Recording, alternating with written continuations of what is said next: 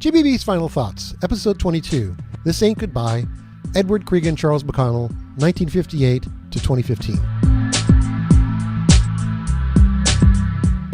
Joe Bastiles here. I began this podcast almost a year ago based on the notion I got from my favorite sci-fi shows where, at the end of the busy day saving the universe, the hero would leave either a video or voice journal. I love the notion of just switching on the camera on my iPad and giving an in-the-moment reflection. Truth be told, I tend to really think things through for long periods before I'm willing to post my thoughts. And the deeper the subject, the longer it takes for me to deliberate. So much for the in-the-moment reflections.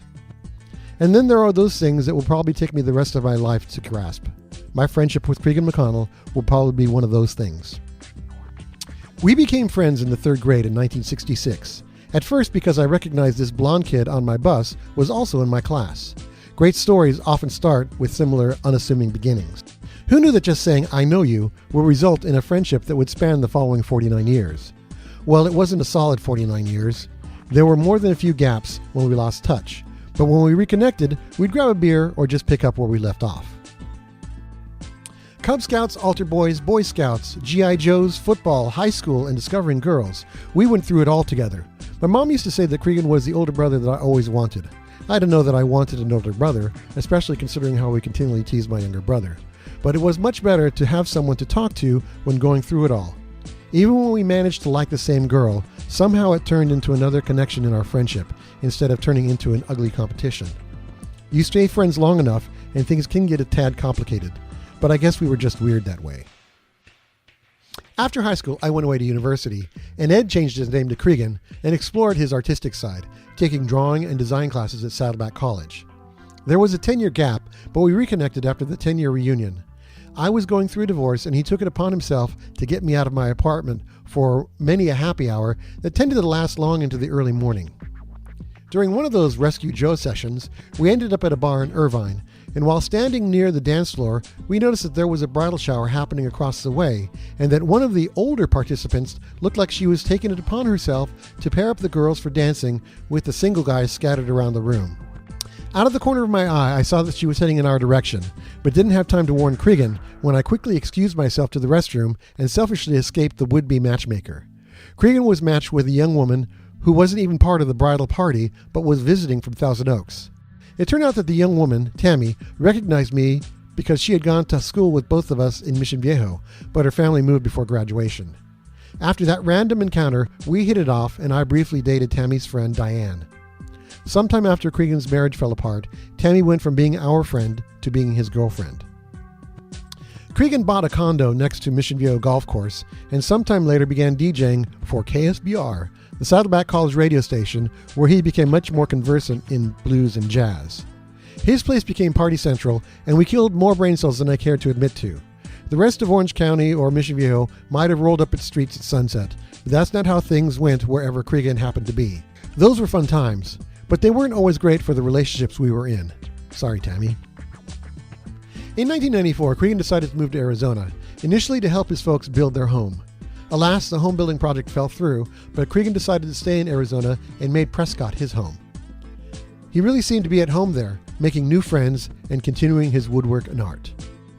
From the first few years he was in Prescott, I have very fond memories of a few New Year's Eves at the Birdcage on Whiskey Row and drunk dialing our New Year's Eve cheers to a certain brunette we've known since junior high. It's kind of amazing that we didn't get into more trouble than we did. Lots of rock and roll, beer, and tequila.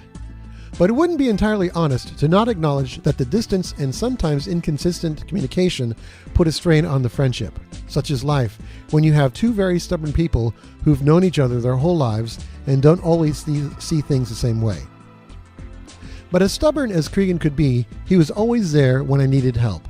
In the mid-'80s to mid-'90s, he was always there with his pickup and amazing packing skills when I needed help moving, which I seemed to do quite a bit during that era. Even after he moved, whenever he was back in town working on a job, we'd end up at the Blue Cafe on Fridays and enjoy some amazing blues. But overall, we just didn't see nearly as much of each other over the last 20 years. But when I needed someone to talk to, he was always there. And I didn't make it particularly easy on him, inasmuch as I stubbornly stayed on the path that was causing the need to talk to someone in the late hours of the night. I know that I was hard on him, but I wasn't ready to hear what he had to say. Then he had an accident and fell off a ladder that resulted in a serious leg break that resulted in the loss of that leg and the health issues that followed him the rest of his life. I had my own medical challenges in 2012 to 2013. Whatever had transpired before, we reconnected and bonded over having come back from having our mobility and independence taken from us. I remember telling him after retiring my cane and walker that we'd both been given a second chance and a little preview of what it's like should we be lucky enough to live to a ripe old age, and that the challenge was to delay returning to the cane and walker as long as possible. The last long conversation we had was when I was flying back to Florida and I was stuck in Atlanta for New Year's Eve. We reminisced about those tequila-filled New Year's Eves at the Birdcage. He told me that the Birdcage had burned down. Those were fun times, but those places no longer existed, and the fun times were now just shared memories and a hard-to-explain grin. I never imagined that after just a handful of months of having that conversation, that he would no longer be there to share the silly conspiratorial grin. Speaking of conspiratorial grins, one evening in 1987, Creagan came over to my apartment and noticed that I'd set up my mic, guitar, and drum machine to a small 4-track mixer recorder, and we proceeded to make up songs about the bikini girls from the Sports Illustrated calendar hanging on my wall, and my studio apartment, and even a meditative tune called Southwest Desert Rising Sun. At some point, I pressed the record button. Yeah, I'm glad that I recorded what would later be known as the Creagan and the Crier sessions, but it's not something that many can listen to for more than a few minutes. I played guitar, and Creagan selected the drum tracks and riffed on to whatever came to mind. Creagan was admittedly not gifted in terms of vocal talent or rhythm, but he chose to have fun anyway and goof around with a friend who needed more frivolous music in his life. He was a strong, caring man who continually gave, even the gift of mostly unbearable music. He was one of a kind, and I could always count on him to see things differently and challenge whatever I might have believed in. I know that I'm most fortunate to have had this lifelong friend. I just wish that it would have gone on for more than 49 years. The following 2 tracks are from the Creagan and the Crier sessions, April Coffee Coffee and Southwest Desert Rising Sun. Thank you for spending this time with me at JBB's Final Thoughts. Please check out my website at joebustillos.com. That's JOEBUSTILLOS.com for more of my musings and thoughts. And don't forget to hug those you love in your life and tell them that you love them.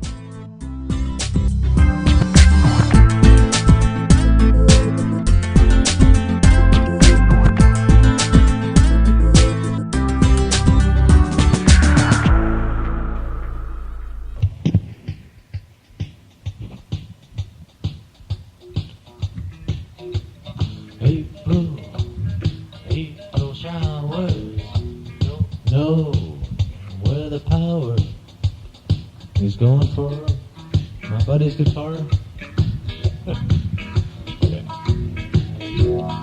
April in the spring, April moon in the skin, April, Joe's laughing at me.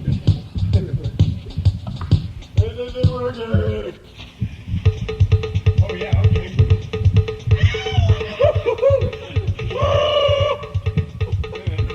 Wait, I lost my phone.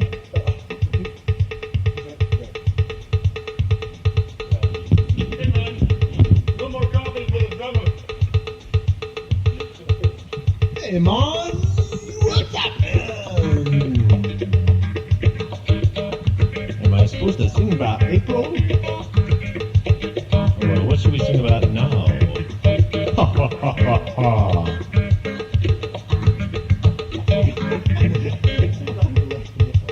Okay. Left one's nice and so's the right. Don't know, but it's night and it's too dark. It's too dark to see. It's too dark, but I don't care. I just want to see you there. I just want to have your hair in my face. Hey, you said, let's get dirty. I said no. But I changed my mind, so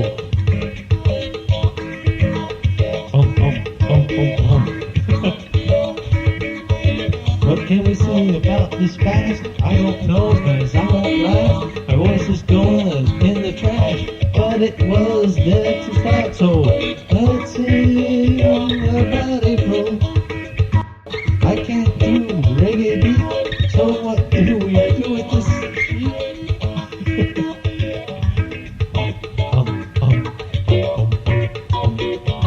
Okay, let's try something.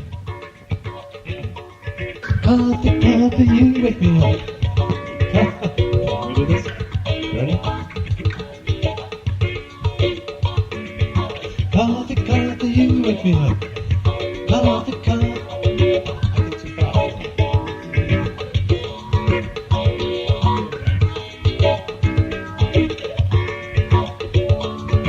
Coffee, coffee, you wake me up. Coffee, coffee, you keep me up. Coffee, coffee, 24 hours a day. Coffee, you're so hot, even when you're not, you're better than the rest. Coffee, in my dreams I fill you up with cream. That's it. Oh yeah, that's very good for today. What's this?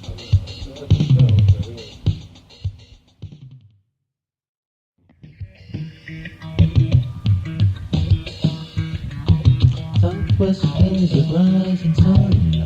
Will you know what you've done when there is no?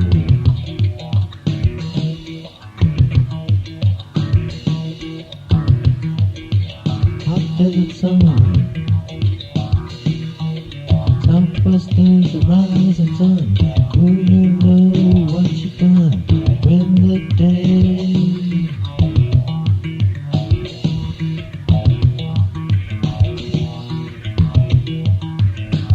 Southwest is a rising sun. Do you know what you've done when the night has begun? Two men walking through the sand.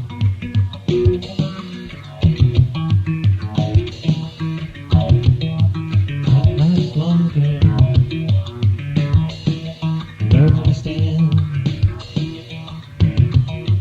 They are friends. Two